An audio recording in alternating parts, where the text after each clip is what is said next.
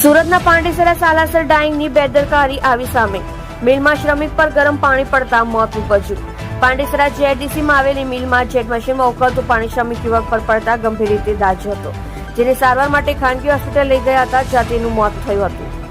પ્રાપ્ત માહિતી મુજબ પાંડેસરાના વડોદ પાસે ગણેશનગરમાં રહેતા સચિન રામકિશોર યાદવ ઉંમર 18 જેઆઈડીસીમાં આવેલ સાલાસર ડાઇંગ મિલમાં કામ કરી પરિવારને આર્થિક રીતે મદદરૂપ થતો હતો. દરમિયાન ગત તારીખ 21મીએ વહેલી સવારે મિલના જેટ મશીનમાં પાણી ઉકાળવાનું કામ કરતી વહેલા અચાનક પાણી તેના પર પડ્યું હતું, જેને પગલે સચિન ગંભીર રીતે દાઝી ગયો હતો, જેથી તાત્કાલિક 7 કામદારો દોડી આવ્યા હતા અને દાઝેલા સચિનને સારવાર માટે ખાનગી હોસ્પિટલ લઈ ગયા હતા.